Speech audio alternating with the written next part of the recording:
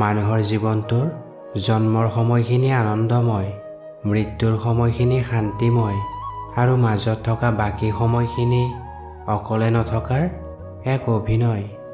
নিজকে মানুহৰ পৰা অলপ সময় আঁতৰাই চোৱা। তুমি মানুহৰ পৰা বহুত কথাই জানিব পাৰিবা। মানুহক বেছিকৈ গুৰুত্ব দিলে আঘাত পোৱাৰ ভয়, আৰু কমকৈ গুৰুত্ব দিলে হেৰুৱাৰ ভয়। পায়ো হেৰুৱাতকৈ নোপোৱাটোৱে বহুত ভাল। সম্পৰ্ক এটা গঢ়িবলৈ দুজনৰ প্ৰয়োজন, আৰু ভাঙিবলৈ এজনেই যথেষ্ট। বিশ্বাস আৰু নিশ্বাস দুয়োটাই খুব মূল্যৱান।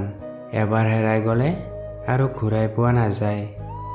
হেজাৰটা সুখৰ স্মৃতিয়ে এটি কষ্টক মুচি দিব নোৱাৰে, কিন্তু এটি কষ্টই হেজাৰটা সুখৰ স্মৃতিক মুচি দিব পাৰে। সময়ে কেতিয়াও দুখ কষ্টবোৰক পাহৰাই দিব নোৱাৰে। সময়ে কেৱল দুখ কষ্টবোৰৰ লগত জীয়াই থাকিবলৈ শিকায়। প্ৰেমৰ আনন্দ এক মুহূৰ্তৰ বাবে থাকে, কিন্তু প্ৰেমৰ বেদনা গোটেই জীৱন জুৰি থাকে। সুন্দৰ সময়বোৰ জীৱনলৈ দুনাই নাহিবও পাৰে, কিন্তু সুন্দৰ সম্পৰ্ক আৰু প্ৰিয়জনক হেৰুৱাৰ স্মৃতিবোৰ হৃদয়ত চিৰদিন ৰৈ যায়। কেতিয়াবা এনেকুৱা হয়, চকু পানী লুকুৱাই সকলোৰে আগত হাঁহিবলগীয়া হয়।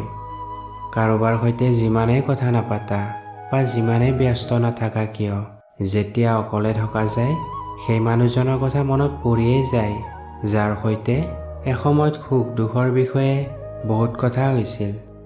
কথাবোৰ একেই থাকে, সপোনবোৰো একেই থাকে, মাথো সময়ে কাষত থকা মানুহজনক আঁতৰাই নিয়ে, নতুবা তেওঁ নিজেই সলনি হৈ যায়।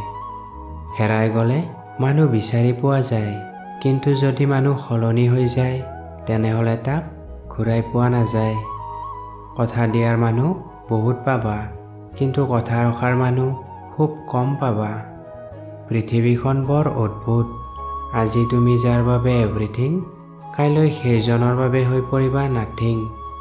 সকলো চেষ্টাই কেতিয়াবা কম পৰি যায় কাৰোবাক আপোন কৰাৰ বাবে, আৰু এটা ভুলে কেতিয়াবা যথেষ্ট হয় কাৰোবাক হেৰুৱাৰ বাবে। সকলো ৰাতি যিদৰে পূৰ্ণিমা নহয়, সকলো ফুল যিদৰে সুগন্ধি নহয়, তেনেদৰে সকলো আশা, সকলো সপোন কেতিয়াও পূৰ নহয়। কোনোবা এজন আঁতৰি গ'লে জীৱনটো শেষ হৈ নাযায়, কিন্তু হৃদয়ৰ বাবে বিশেষ হৈ পৰা এজনক হেৰুৱাৰ পাছত জীৱনলৈ অহা হাজাৰজনেও তেওঁৰ বাবে হৃদয়ত থকা ঠাইখিনি ল'ব নোৱাৰে।